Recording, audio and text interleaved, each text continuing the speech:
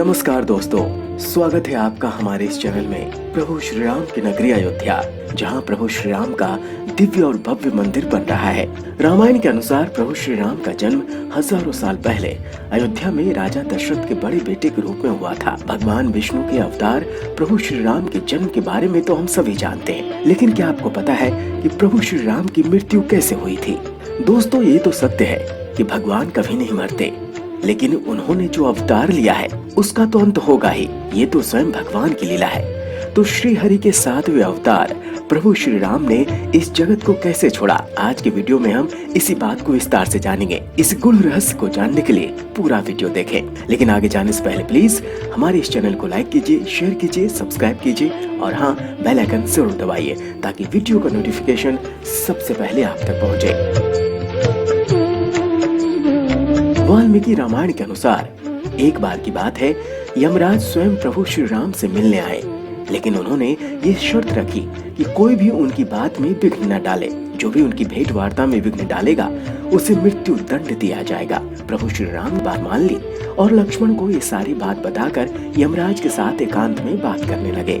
इसी दौरान ऋषि दुर्वासा प्रभु श्री राम से मिलने आए। आज्ञा के अनुसार लक्ष्मण ने उन्हें प्रभु श्री राम से मिलने से रोक दिया।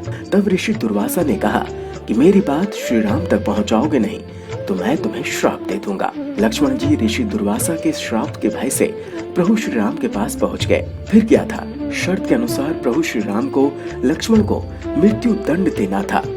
तब प्रभु श्री राम ने अपने गुरु से इसका हल मांगा।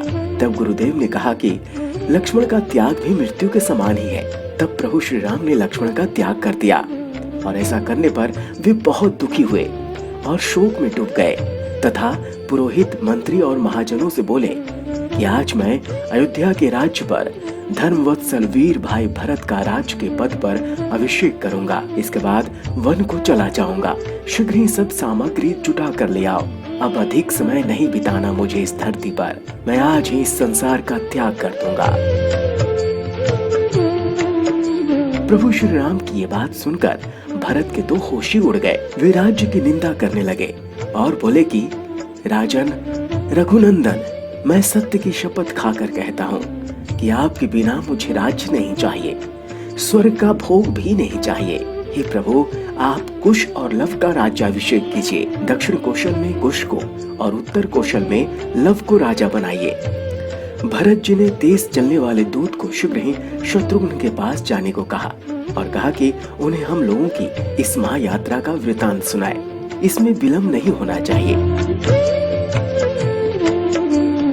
भरत की बात सुनकर वहाँ के वासी दुखी हो गए और उन्होंने दुख से मुख नीचे करके और उन लोगों को दुखी देखकर महर्षि वशिष्ठ ने कहा कि वत्स राम, पृथ्वी पर पड़े हुए इन प्रजाजनों की ओर देखो। इनका अभिप्राय जानकर इसी के अनुसार कार्य करो।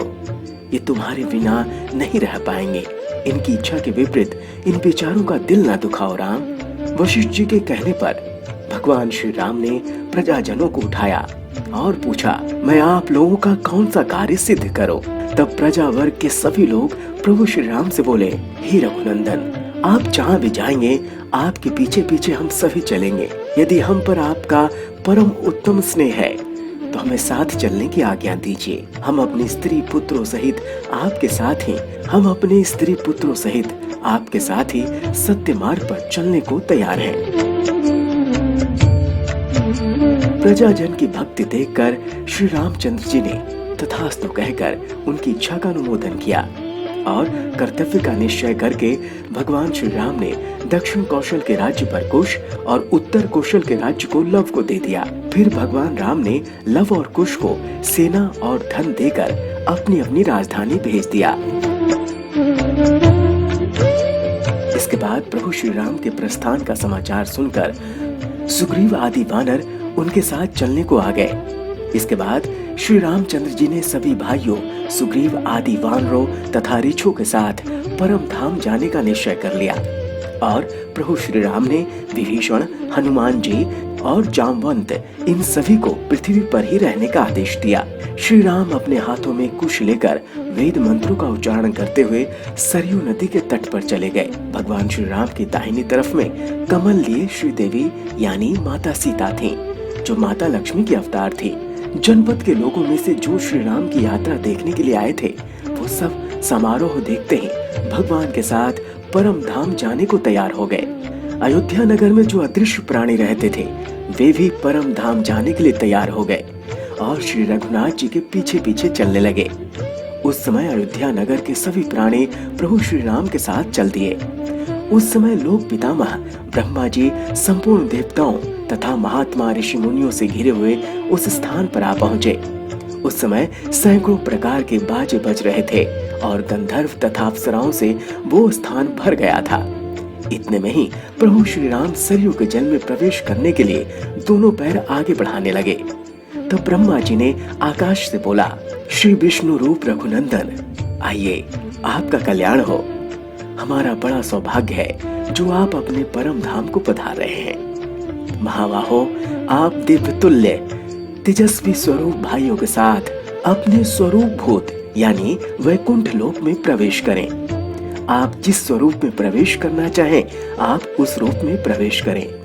इसके बाद विष्णु स्वरूप में विराजमान महातेजस्वी प्रभु श्री राम ब्रह्मा जी से बोले, उत्तम व्रत का पालन करने वाले पितामह, इस संपूर्ण जन समुदाय को भी आप उत्तम लोक प्रदान करें। ये सब लोग स्नेहवश मेरे पीछे आए हैं। ये सब के सब यशस्वी और मेरे भक्त हैं। इन्होंने मेरे लिए लौकिक सुख का परित्याग कर दिया है, अतः ये सर्वथा मेरे अनुग्रह के पात्र हैं। भगवान विष्णु के वचन सुनकर लोक गुरु भगवान ब्रह्मा जी बोले, भगवान, यहाँ आए हुए सब लोग संतानक नामक लोक में जाएंगे।